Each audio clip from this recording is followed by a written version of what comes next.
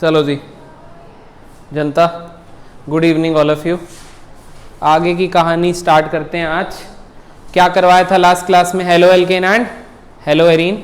और last reaction कौन सी थी हेलो एल्केन और हेलो एरीन की बेटा जी? इलेक्ट्रोफिलिक सब्स्टिट्यूशन में हमने सैंडमेयर्स वगैरह करी थी। चलो, एक प्रोसेस जो सैंडमेयर का हाफ पार्ट है दैट इज डाईएज़ोटाइजेशन।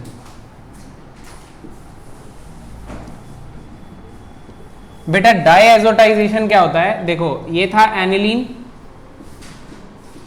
बेंजीन पे NH2 को क्या कहते हैं बच्चे? एनिलीन। एनिलीन में डलेगा NaNO2 प्लस HCl 0 से 5 डिग्री सेल्सियस पे, तो ये बनेगा बेटा बेंजीन पे N2 प्लस और Cl माइनस। बेंजीन पे N2 प्लस और Cl माइनस। इसका क्या नाम दिया था? Benzene diazonium chloride. अब एक क्वेश्चन ये आ गया था कि ये जो आप प्रोसेस करते हो इसके मैकेनिज्म के बीच में कौन सा आयन बनता है? इसके मैकेनिज्म तो हमने किया नहीं और इसका मैकेनिज्म हमने करना भी नहीं। एक आध क्वेश्चन आ रखा है, बस उसको कैसे सोल्व करेंगे ये देख लेते हैं। इसके मैकेनिज्म में बीच में कौन सा आयन बनता है ना, ये क्वेश्चन था। तो सबसे पहले तो मैं आपको बता दूं कि ये NaNO2 और HCl है और NaNO2 और HCl में NaCl जब निकल जाएगा तो ये पीछे क्या बचेगा बेटा? HNO2। क्या बचेगा बच्चों? HNO2। अभी HNO2 किसकी प्रेजेंस में है? H+ की प्रेजेंस में है। यहाँ पे एसिडिक मीडियम तो है ही। तो ये जो HNO2 है बेटा, इसका फोटो ऐसे होता है। ये HNO2 है। H+ कौन होता है? एक बहुत ही भयंकर इलेक्ट्रोफाइल। इलेक्ट्रोफाइल को क्या चाहिए? इलेक्ट्रॉन्स उसको मिलेंगे यहां से। अरे ये तो अब समझ में आ रहा होगा। ऑक्सीजन पे कौन सा चार्ज आ जाएगा? पॉजिटिव का। यस और नो? और N पे क्या आ जाएगा आपका? Double bond O। राइट और रॉन्ग ये बताओ पहले। और H इसके साथ जुड़ जाएगा। यस और नो? अब ऑक्सीजन पे पॉजिटिव देख के क्या आपको अच्छा लग रहा है? ऑक्सीजन कौन है इस दुनिया का? इलेक्ट्रोनेगेटिव एलिमेंट पे पॉजिटिव चार्ज, ये कोई अच्छी बात नहीं है, बिल्कुल बकवास है। ये जीना हराम कर देगा और ये कहेगा अच्छा इसी के साथ ये इलेक्ट्रॉन लेके फरार। और दूसरा, अब इसको मैं लीविंग ग्रुप बोल सकता हूँ। क्या बोल सकता हूँ? लीविंग ग्रुप वो ग्रुप होते हैं जो इलेक्ट्रॉन लेके जाना चाहते हैं और इसके पास बहुत स्ट्रांग वजह है इलेक्ट्रॉन लेके जाने की। तो आपका जो आंसर था वो था NO+ ion was the right answer. इसको नाइट्रोसाइलियम आयन भी बोलते हैं। नाइट्रोसाइलियम आयन। देखो, हमें है ना सबके मैकेनिज्म से मतलब नहीं है, ठीक है? तो अगर हम सबके मैकेनिज्म करने बैठेंगे तो हमारा तो हो लिया काम। तो जो जरूरी है मैं बस वही बता रहा हूँ। आगे रिएक्शन कैसे होती है? NO पे प्लस एक इलेक्ट्रोफाइल का काम करता है। ये रहे लोन पेयर, ये लोन पेयर इस पे अटैक करते हैं और समथिंग कुछ होता है और N2Cl बनता है। Got it? तो ये हमको करना अभी नहीं है। मैं तो बस एक आधा क्वेश्चन दिखा था तो आपको बता दिया कि इसके मैकेनिज्म में याद ही कर लो, सीधा NO+ बनता है, खत्म। Got it? इसको थोड़ा सा लिख लो बस, हल्का सा। और एक और बात याद रख लेना जो लास्ट क्लास में आपको नहीं बताई थी कि इस रिएक्शन का नाम डाईएज़ोटाइजेशन है और ये पेपर में करनी है आपको, मतलब हमने CBSE में भी करनी है। बोलो अब बताओ आप क्या कह रहे थे?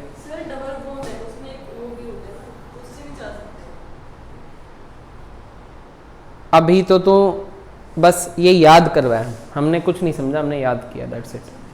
ठीक है?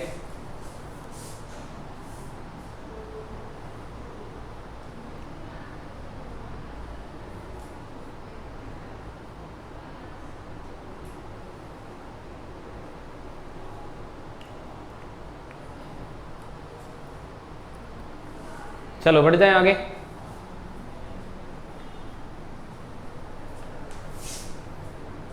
आगे बढ़ते हैं, अब काम का टॉपिक स्टार्ट करते हैं। देखो,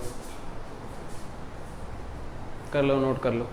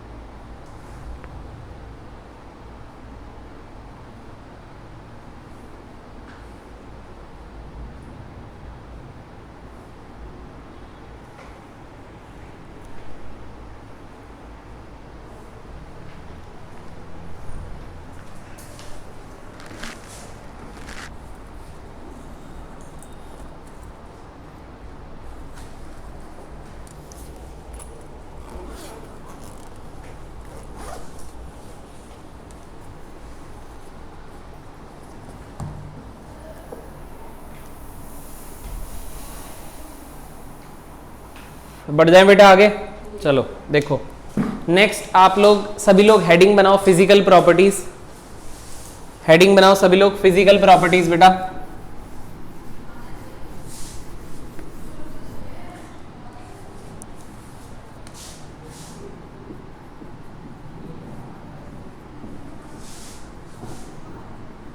और फिजिकल प्रॉपर्टीज में सबसे पहली प्रॉपर्टी है बेटा बॉइलिंग पॉइंट। इसका क्वेश्चन जरूर आता है। बॉइलिंग पॉइंट एक बार देखना ध्यान से। Boiling point is directly proportional to होता है बेटा मॉलिक्यूलर मास। कौन सा मास? Molecular mass. अच्छा मॉलिक्यूलर मास से डायरेक्ट मतलब है अगर किसी स्पीशी में कार्बन ज्यादा है और किसी स्पीशी में कार्बन कम है तो मोलर मास किस में ज्यादा होगा? जिसमें कार्बन ज्यादा है तो उसका बॉइलिंग पॉइंट ज्यादा होगा क्योंकि उसमें वंडरवॉल इंटरेक्शन ज्यादा होंगे। कौन से इंटरेक्शन बेटा? तो ये हो गया बॉइलिंग पॉइंट। अच्छा आपको सर कार्बन के बेसिस पे आई ना तो एक बार चेकआउट कर लो। RF, RCl, RBr और क्या आ जाए आपके पास? RI। अब आप ये बताओ कि इसके अंदर कार्बन तो मैंने सेम ले लिए, एल्काइल ग्रुप सेम ले लिया। अब आप ये बताओ कि बॉइलिंग पॉइंट किसका ज्यादा होगा और क्यों? RI का। वाई? क्योंकि आयोडीन का साइज ज्यादा है। साइज ज्यादा होने से वंडरवॉल इंटरेक्शन ज्यादा होंगे और बॉइलिंग पॉइंट ज्यादा होंगे due to greater size of iodine. इसका बॉइलिंग पॉइंट ज्यादा है। ठीक है ना? अच्छा दूसरा रुक जाओ एक बार। बॉइलिंग पॉइंट को मैं ये शॉर्ट में लिख रहा हूँ। बॉइलिंग पॉइंट सीधी सी बात है सरफेस एरिया के डायरेक्टली प्रोपोर्शनल है और सरफेस एरिया डिक्रीज होता है जब ब्रांचिंग होती है। सर ब्रांचिंग क्या होती है? मैंने ले लिया N ब्यूटाइल ब्रोमाइड। क्या ले लिया?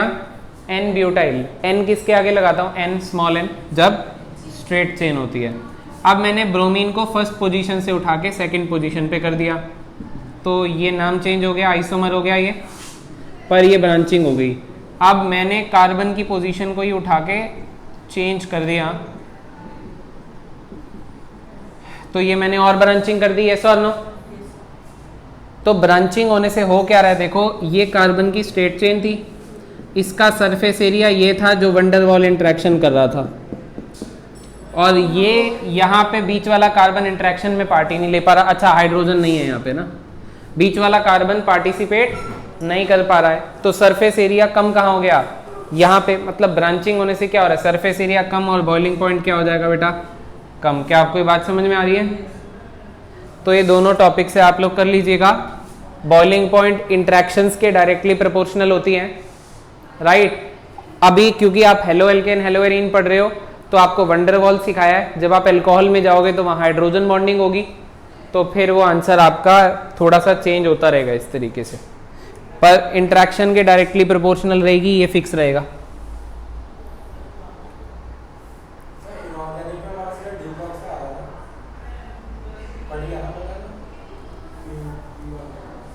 हाँ हट गया वो, करेंगे पर हम।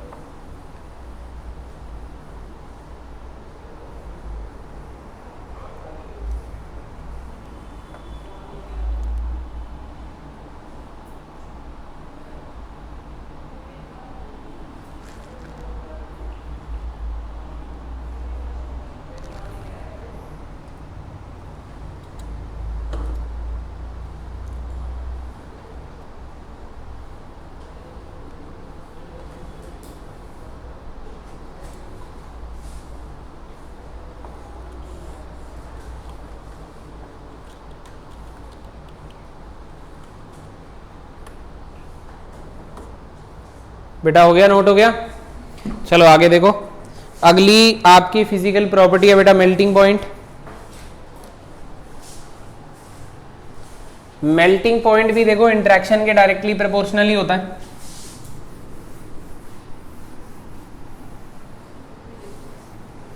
नेक्स्ट फिजिकल प्रॉपर्टी कौन सी है बेटा जी आपकी? Melting point. मेल्टिंग पॉइंट भी इंटरैक्शंस के डायरेक्टली प्रोपोर्शनल होता है, पर साथ ही साथ पैकिंग के भी डायरेक्टली प्रोपोर्शनल होता है। पैकिंग, और पैकिंग आपको अभी इतना अच्छे से नहीं पता है कहाँ कहाँ, मतलब पैकिंग जाननी पड़ती है कि कहाँ पे ज़्यादा है कहाँ पे कम है। फॉर एग्जाम्पल मैं अगर आपसे बात करूँ तो मेरे पास आ गया 1,2 डाइक्लोरोबेंजीन और मेरे पास आ गया 1,4 डाइक्लोरोबेंजीन। तो देखो अब आपको मैं ये बता रहा हूँ कि दोनों में कार्बन हाइड्रोजन सेम ही है, सब कुछ सेम है, पर यहाँ पे ना पैरा वाले प्रोडक्ट में पैकिंग बढ़िया होती है, बेटर पैक्ड अरेंजमेंट इन क्रिस्टल लैटिस।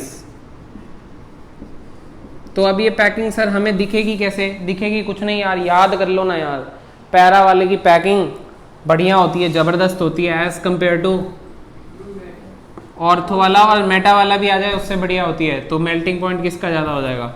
इसका ज़्यादा हो गया। फंडा क्लियर हो गया? अच्छा, बॉइलिंग पॉइंट में एक क्वेश्चन मेरे को और याद आ गया छोटा सा। बॉइलिंग पॉइंट अगर मैं कंपेयर करवा रहा हूँ और मैंने ले लिया CH3 CH2Cl और मैंने ले लिया क्लोरोबेंजीन, किसका बॉइलिंग पॉइंट ज़्यादा होना चाहिए? क्लोरोबेंजीन का कि क्लोरोइथेन का? और वाई? किस बेसिस पे बताओगे ये आंसर आप? किसका बॉइलिंग पॉइंट ज़्यादा होना चाहिए, क्लोरोबेंजीन का या फिर क्लोरोइथेन का?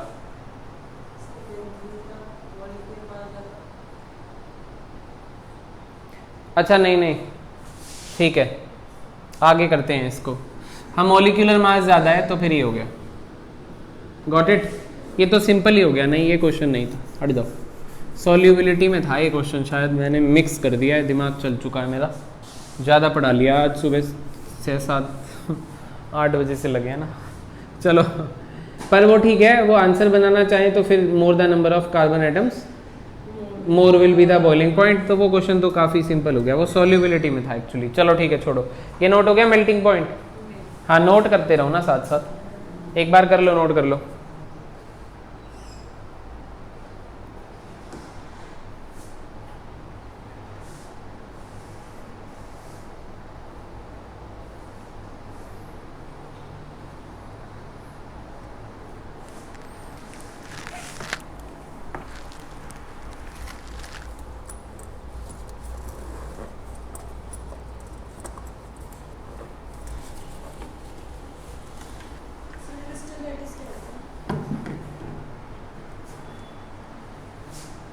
जिस स्ट्रक्चर, जो ये स्ट्रक्चर बनाता है उसको क्रिस्टल लैटिस कहते हैं।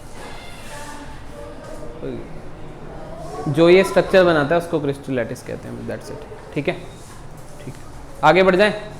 चलो देखो, सुनो, अब इस टॉपिक को समझना पड़ेगा तुम्हें थोड़ा सा, हल्का सा दिमाग लगा करके। टॉपिक का नाम है सॉल्युबिलिटी। टॉपिक का क्या नाम है बेटा? सॉल्युबिलिटी। टॉपिक का क्या नाम है बेटा?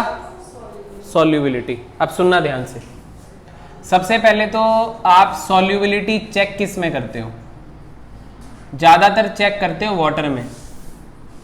किस में चेक करते हो? अब वाटर के बारे में आपको मैं बताऊं तो ये एक पोलर सॉल्वेंट है। वाटर पोलर क्यों है जनाब? क्योंकि oxygen second most electronegative element है। बहुत ज्यादा डेल्टा नेगेटिव, बहुत ज्यादा डेल्टा नेगेटिव आएगा, क्योंकि इन दोनों की इलेक्ट्रोनेगेटिविटी में डिफरेंस बहुत ज्यादा है। So this is polar, this is बेटा जी पोलर।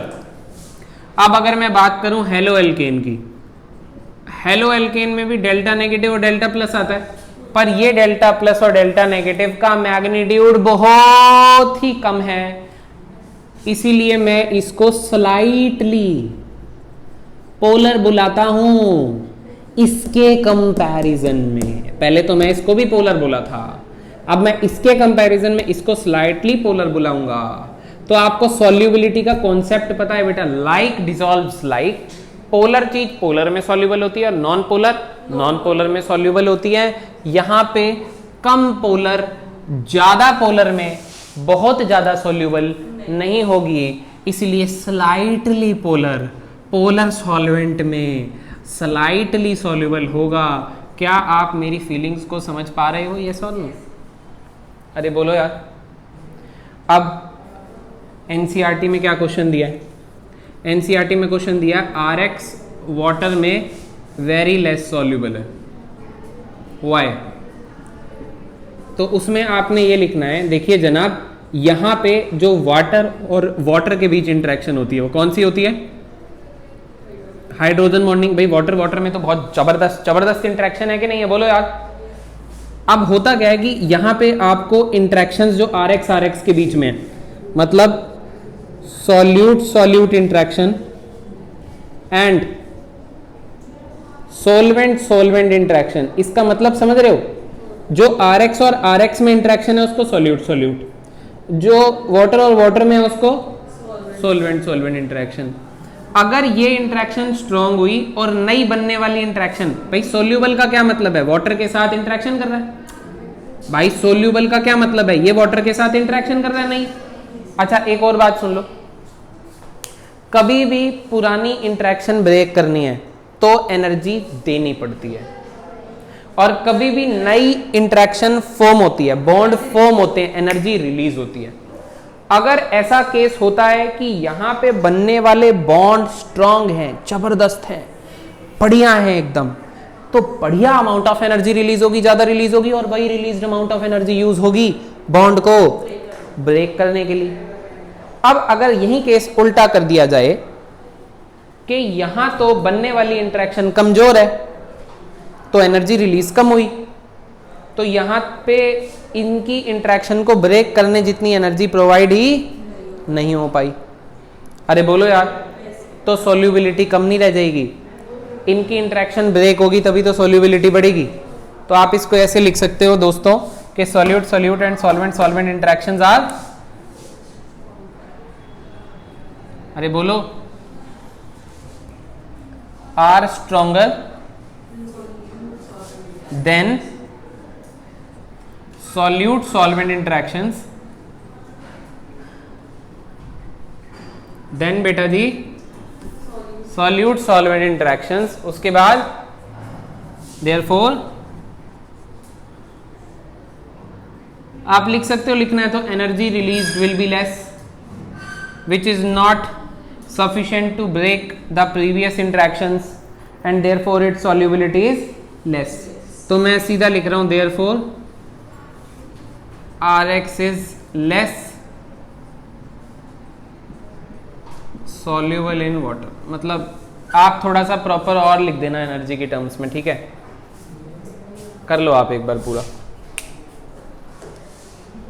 एनसीईआरटी बैक एक्सरसाइज का क्वेश्चन है, बच्चे गलत कर देते हैं इसको, पता होता है लेस सॉल्यूबल है पर बता नहीं पाते।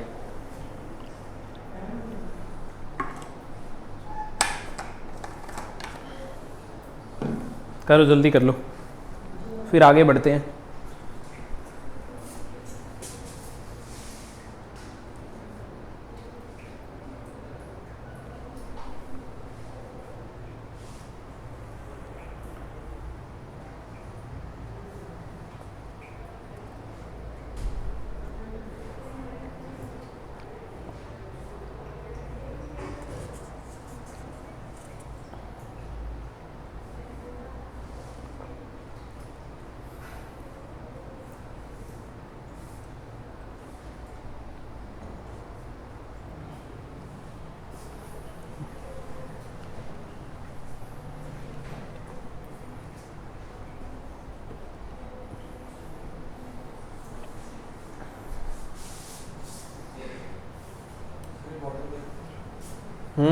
हाँ बॉटल पकड़ा देता हूँ यार।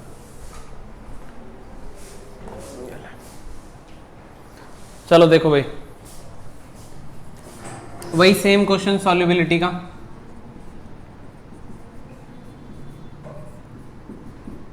Which one is more soluble in water?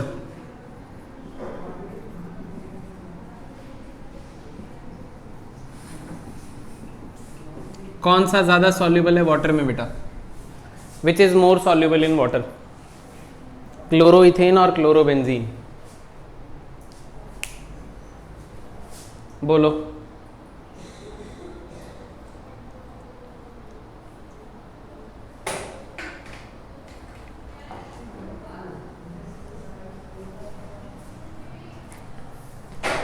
देखो पॉइंट सुन लो, कार्बन जो होता है ना, कार्बन वो हाइड्रोफोबिक होता है। कैसा होता है? हाइड्रोफोबिक मींस वाटर रिपेलेंट होता है, वाटर के साथ डिसॉल्व होना नहीं चाहता। तो जिसमें कार्बन ज्यादा है उसकी सॉल्युबिलिटी कम है, तो इसका मतलब विच इज मोर सॉल्युबल हो गया। लिख लो इस बात को, ठीक है। More the number of carbon atoms, number of carbon atoms is inversely proportional to solubility बेटा जी। number of carbon atom is inversely proportional to solubility बेटा जी।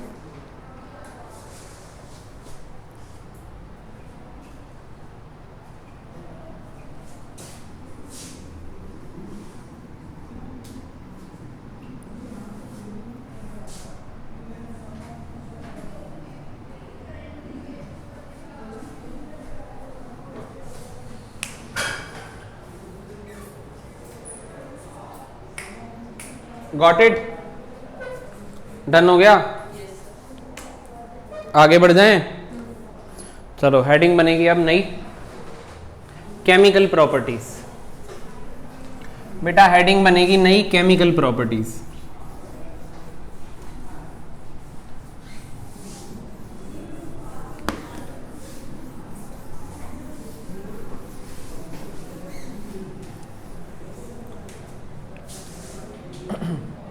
चलो देखो भाई, हेडिंग बनेगी नई, क्या बेटा जी?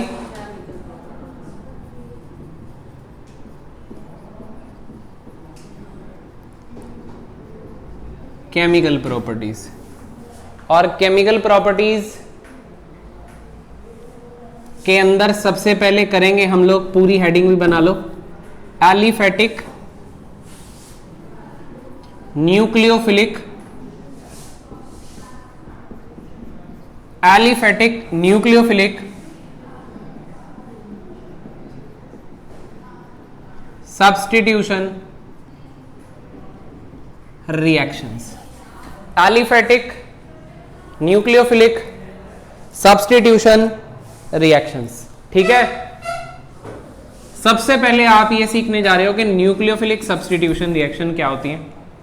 और एलिफेटिक का मतलब होता है कि चेन वाला कंपाउंड है, रिंग वाला कंपाउंड नहीं है। रिंग वाला, बेंजीन रिंग वाला एरोमेटिक, और नॉर्मल चेन वाले एलिफेटिक। तो फॉर सपोज मेरे पास एक एलिफेटिक हेलोएल्केन था, इसके अंदर मैंने डाला एक न्यूक्लियोफाइल। न्यूक्लियोफाइल कौन सी स्पीशी होती है? Electron rich, RX halogen. इस हेलोजन की वजह से ये कार्बन पे कौन सा चार्ज है? Delta positive. हेलोजन की वजह से ये इलेक्ट्रॉन डेफिशिएंट हो गया। इसको कहां से इलेक्ट्रॉन, न्यूक्लियोफाइल आएगा, न्यूक्लियोफाइल कहेगा ओए कार्बन तू टेंशन मत ले, ये जो इलेक्ट्रॉन के लिए रो रहा है इसको इलेक्ट्रॉन दे और इसको यहां से जाने दे, थोड़ी हवा आने दे। इसी के साथ X को यहां पे लीविंग ग्रुप का नाम दिया जा सकता है। किसका नाम दिया जा सकता है बेटा? Leaving group. लीविंग ग्रुप वो ग्रुप होते हैं जो इलेक्ट्रॉन लेके वहां से जाना चाहते हैं। इसके बारे में भी डिटेल हम लोग आज नहीं तो नेक्स्ट क्लास में कर रहे होंगे। लिविंग ग्रुप में आपको तरह तरह की बहुत बढ़िया बढ़िया दिखाऊंगा, ठीक है। अब सुनिए, नोट मत कीजिए सर ये क्या हो गया।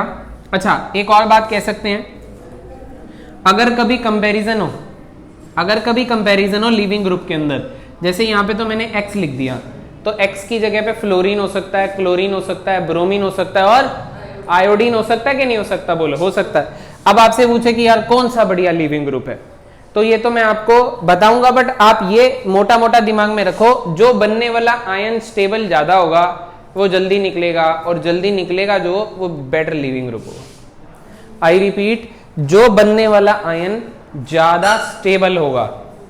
लिविंग ग्रुप का मतलब ही है ना कि वो इलेक्ट्रॉन लेकर वहां से गया और फिर वो स्टेबल बना, क्योंकि आप हेलो एल्केन हेलो एरीन कर रहे हो तो हेलोजन जाएगा, हेलोजन जाएगा अगर तो फिर आयन बनाएगा वो, और अगर ये आयन स्टेबल है तो ये बनेगा।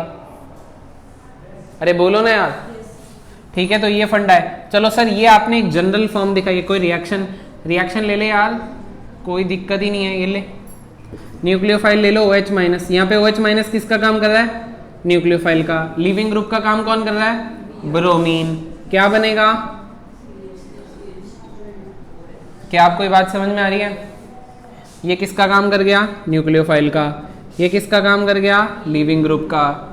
तो आप देखो, आपको समझ में आ रही है कि न्यूक्लियोफाइल आया, किसी को हटाया और खुद लग गया। That's why we call these reactions nucleophilic substitution reactions. Nucleophilic substitution के अंदर आप कौन कौन सी न्यूक्लियोफिलिक सब्स्टिट्यूशन करोगे? SN1 करोगे, मैकेनिज्म देखेंगे। SN2 करोगे, SNI करोगे, SNNGP करोगे। ठीक है, ये सारी की सारी मैं मैकेनिज्म आपको दिखा रहा हूँगा, बहुत ही डिफरेंट तरह के। अभी तो आज की क्लास में हम सिर्फ ये देखते हैं कि न्यूक्लियोफाइल कैसे अटैक करके क्या बिहेवियर सा शो करना चाहेगा। ठीक है, इसको एक बार नोट करो, फिर आगे बढ़ते हैं।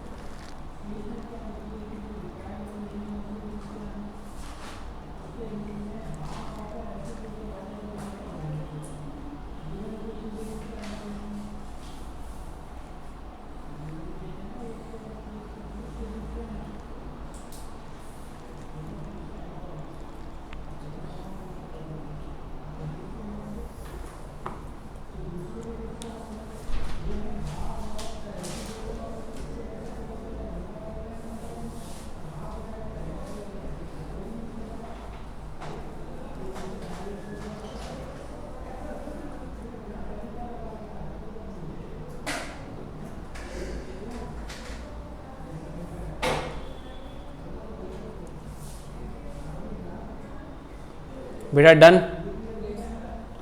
बढ़ जाए आगे कि नहीं बढ़ जाए, बोलो।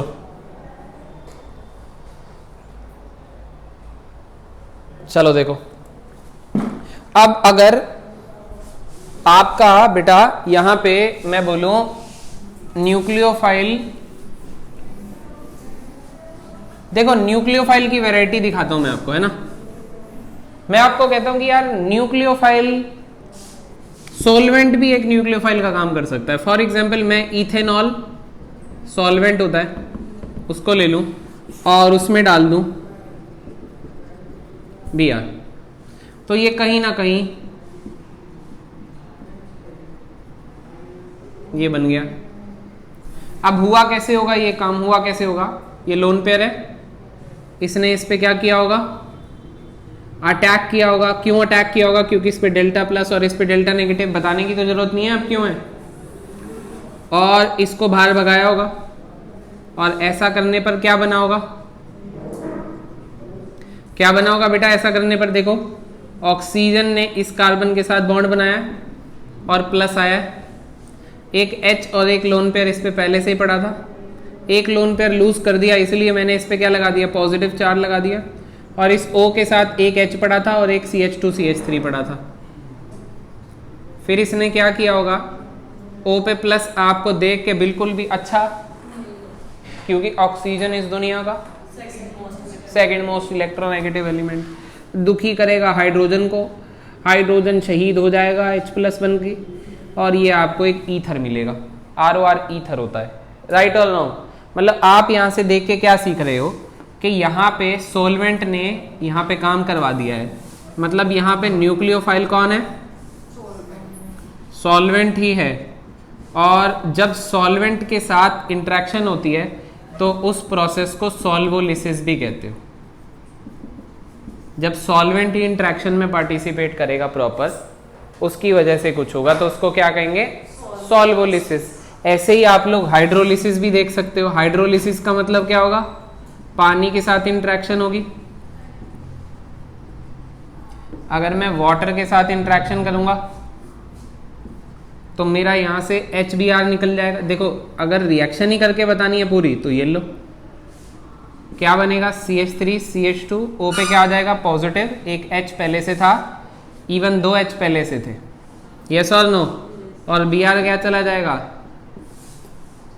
बाहर चला जाएगा। अब क्योंकि वाटर आपने अटैक करवाया है तो H प्लस निकाल देना, H प्लस निकाल दोगे तो ये क्या बनेगा CH3 CH2H। अरे अटैक जो आपने वाटर का करवाया था, अब अरे बोलो, तो अब यहाँ से H प्लस निकाल देना फिर, गॉट इट।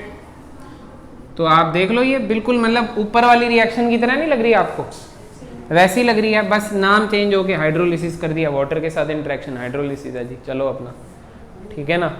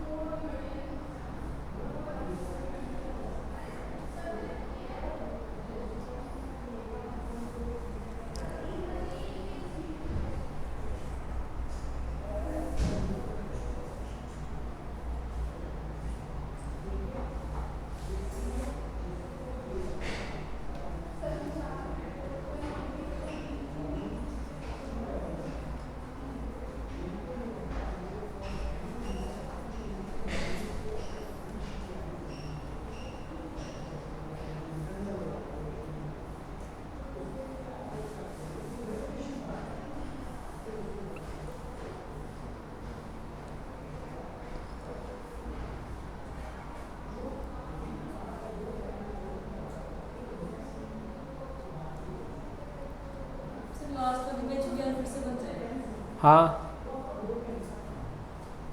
Yes definitely.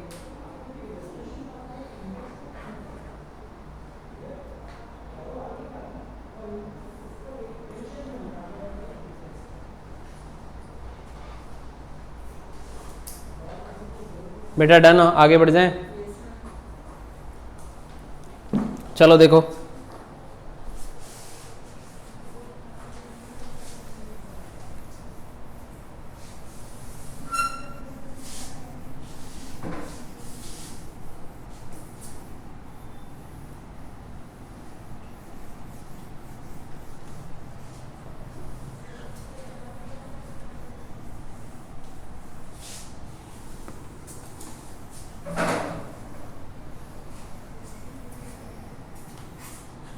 देखो क्या करना है अब हमें,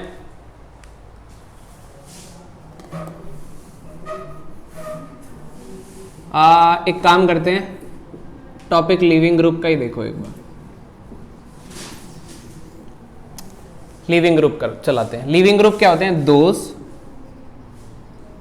विच have stable ions after departure. ठीक है बेटा जी, those which have stable ions after departure. एक बार बोर्ड पे ही देख लो, ये मेरे पास OH माइनस है, इसको मैं डाल रहा हूं किसमें, CH3Br में, और यहां पे ये Br लीविंग ग्रुप का काम करेगा क्योंकि बनने वाला आयन क्या है बेटा जी, स्टेबल, यस और नो। तो ये स्टेबल आयन है इसलिए ये बनता है। अब सर अगर कंपैरिजन करना हो तो उसका क्या कोई तरीका है कि कौन सा लिविंग ग्रुप बेहतर है तरीका, यूनिवर्सल तरीका है एक, और भी तरीके हैं, ऐसा नहीं खाली यही है। Leaving group ability is inversely proportional to basicity. ठीक है, या फिर दूसरा आप टेक्निक यूज कर सकते हो, बनने वाले आयन की स्टेबिलिटी को कंपेयर करके। जो भी आयन दूसरे आयन से ज्यादा स्टेबल है अगर, तो वो पहले बनेगा, वो पहले बनेगा। अगर वो पहले बनेगा तो वो बेटर लिविंग ग्रुप होगा, तभी तो वो बनेगा। चलो देखते हैं एक बार, पहले इसको चेकआउट करते हैं। फॉर एग्जाम्पल मेरे पास आया HF, मेरे पास आया HCl, मेरे पास आया HBr, मेरे पास आया HI। अब सबसे बेहतर लिविंग ग्रुप होगा कौन सा? HF, HCl, HBr या HI? ये देख के दूर कुछ मत सोचना। सबसे बेहतर लिविंग ग्रुप कौन सा होगा इसमें से? सबसे पहले तो आप रीजन,